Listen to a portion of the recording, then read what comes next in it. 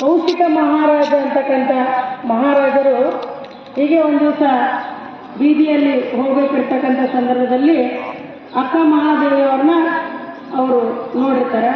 ನೋಡಿದ್ಮೇಲೆ ಅವರು ತುಂಬ ಸುಂದರವಾಗಿರ್ತಕ್ಕಂತಹ ವ್ಯಕ್ತಿತ್ವವನ್ನು ಹೊಂದಿರೋದನ್ನು ನೋಡಿ ಅವರ ಮೋಹಕ್ಕೆ ಒಳಗಾಗಿ ಏನು ಮಾಡ್ತಾರೆ ಅಂದರೆ ಕೌಶಿಕ್ ಮಹಾರಾಜರು ನಾನು ಇವರನ್ನು ಮದುವೆ ಆಗಬೇಕು ಅಂಥೇಳಿ ಅವ್ರ ಜೊತೆಗೆ ಇರ್ತಕ್ಕಂತಹ ವಸಂತಕ ಅಂತಕ್ಕಂಥ ಅವರ ಸ್ನೇಹಿತನಿಗೆ ಅವರು ಹೇಳ್ತಾರೆ.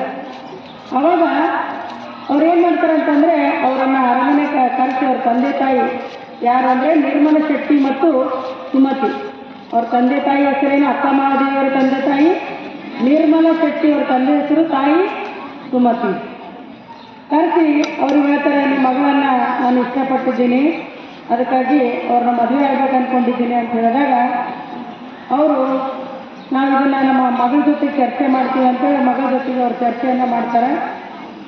ಆದರೆ ತಂದೆ ತಾಯಿಯ ಕೆಲವು ಮಾತುಗಳಿಗೆ ಕಟ್ಟಬಿದ್ದು ಅವ್ರು ಏನು ಮಾಡ್ತಾರೆ ಅಂತಂದರೆ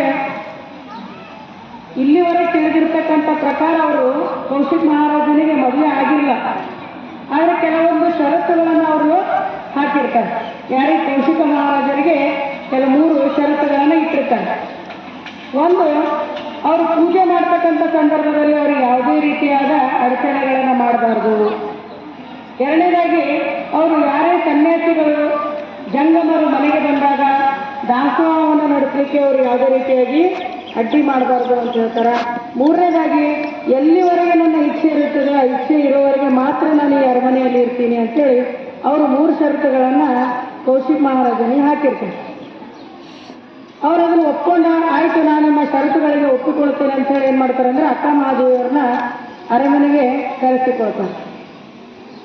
ಕರೆಸಿಕೊಂಡ ನಂತರ ಅಲ್ಲಿ ಅವ್ರು ಏನು ಮಾಡ್ತಾರೆ ಅಂತಂದರೆ ಒಂದ್ಸಲ ಸನ್ಯಾಸಿಗಳು ಮನೆಗೆ ಬಂದಾಗ ಅವರು ಊಟ ಮಾಡ್ತಾ ಅಲ್ಲಿ ಪ್ರಸಾದನ ಸ್ವೀಕರಿಸ್ತಕ್ಕಂಥ ಸಂದರ್ಭದಲ್ಲಿ ಬಂದು ಗಲಾಟೆ ಮಾಡಿರ್ತಾರೆ. ಅವಾಗ ಅವ್ರ ಮನಸ್ಸಿಗೂ ನೋವಾಗಿರ್ತದೆ. ಮತ್ತೊಂದ್ಸಲ ಏನು ಮಾಡ್ತಾರೆ ಅಂತಂದರೆ ಅವ್ರ ಪೂಜೆಯಲ್ಲಿ ಕುಳಿತುಕೊಂಡಾಗ ಅವ್ರ ಮನಸ್ಸಿನಲ್ಲಿ ಏನೋ ಕೆಟ್ಟ ಭಾವನೆಗಳು ಬಂದ ತಕ್ಷಣ ಅವ್ರು ಏನು ಮಾಡ್ತಾರೆ ಅಂದರೆ ಅವ್ರ ಸೀರೆಯನ್ನು ಹಿಡಿದು ಎಳಿತಾರೆ. ಅವಾಗ ಅಕ್ಕ ಮಹಾದೇವಿಯವರು ಏನು ಮಾಡ್ತಾರೆ ಅಂತಂದರೆ ಆ ಸೀರೆಯನ್ನು ತೆಗೆದು ತಮ್ಮ ಕೇಶರಾಶಿಯಿಂದಲೇ ಅವರ ದೇಹವನ್ನು ಮುಚ್ಚಿಕೊಳ್ತಾರೆ. ಅವ್ರು ಹೇಳ್ತಾರೆ, ಇಲ್ಲಿವರೆಗೆ ನನ್ನ ಜೀವನದ ಭಾಗ ನಿಮ್ಮ ಹತ್ರ ಇರೋದಿತ್ತು, ಇನ್ನು ಮುಂದೆ ನಾನು ಒಂದು ಕ್ಷಣನೂ ಕೂಡ ನಿಮ್ಮ ಹತ್ರ ಇರಲ್ಲ ಅಂತೇಳಿ ಅಲ್ಲಿಂದ ಅವರು ಏನು ಮಾಡ್ತಾರೆ ಅಂದರೆ ಅರಮನೆಯಿಂದ ಹೊರಗೆ ನಡೀತಾರೆ. ಇದನ್ನು ಹೇಳಬೇಕಾಗಿರ್ತಕ್ಕಂಥ ವಿಷಯದಲ್ಲಿ ಏನು ಬರುತ್ತೆ ಅಂತಂದರೆ ಅವ್ರ ಕೇಶರಾಶಿಯಿಂದ ಅವ್ರ ದೇಹವನ್ನು ಮುಚ್ಚಿಕೊಂಡು ಹೊರ ಹೋಗ್ಬೇಕಾದ್ರೆ ಎಷ್ಟೋ ಅವ್ರಿಗೆ ಅಡೆತಡೆಗಳು ಉಂಟಾಗಿರ್ತಾವ, ಎಷ್ಟೋ ನೋವುಗಳನ್ನು ಅವ್ರು ಎದುರಿಸ್ತಾರೆ.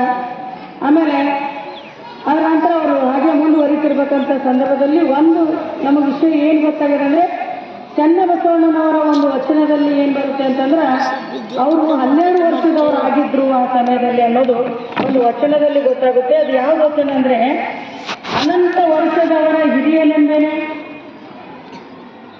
ಎಲ್ಲನೂ ಅವರು ಭೂಭಾರತರಾಗಿ 7 ವರ್ಷದ ಹಿರಿಯ ಚೀಲಾಳ 12 ವರ್ಷದ ಹಿರಿಯಳು ಮಹಾದೇವಿ ಅಕ್ಕ ಅಂತೇಳಿ ಅವ್ರ ವಚನದಲ್ಲಿ ಗೊತ್ತಾಗ್ತದೆ. ಅವ್ರು ಏನು ಆ ಸಮಯದಲ್ಲಿ ಏನಿದ್ರು ಅಂದರೆ 12 ವರ್ಷದವರಾಗಿದ್ರು ಅನ್ನೋದು ಗೊತ್ತಾಗ್ತದೆ.